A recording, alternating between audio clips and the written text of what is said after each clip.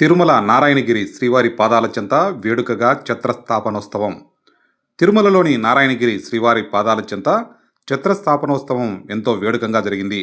ఈ సందర్భంగా శ్రీవారి పాదాల వద్ద టీటీడీ అర్చక బృందం ప్రత్యేకంగా అలంకరించిన గొడుగును ప్రతిష్ఠించారు.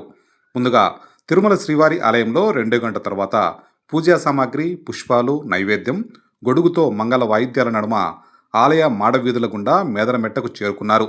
అక్కడి నుండి నారాయణగిరికి విచ్చేశారు. ఈ సందర్భంగా శ్రీవారి పాదాలకు తిరుమంజనం ఎంతో వేడుకగా చేపట్టారు. అలంకారం, పూజ చేసి నైవేద్యం సమర్పించారు. వేద పారాయణదారులు ప్రబంధ శాతుమర నిర్వహించారు.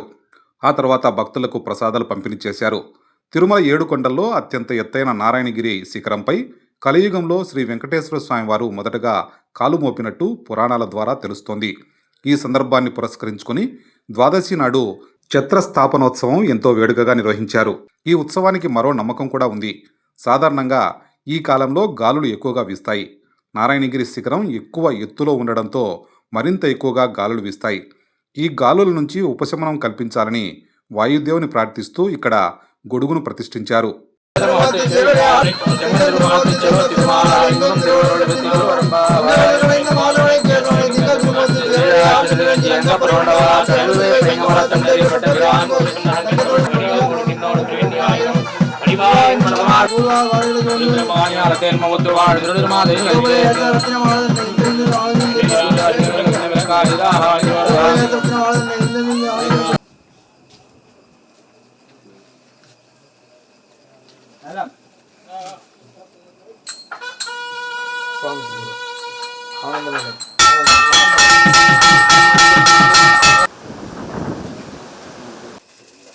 పర్మనెంట్ ఉంటే నీదంటే వాల్సిన వద్దు సార్ నా అదే వచ్చిన 50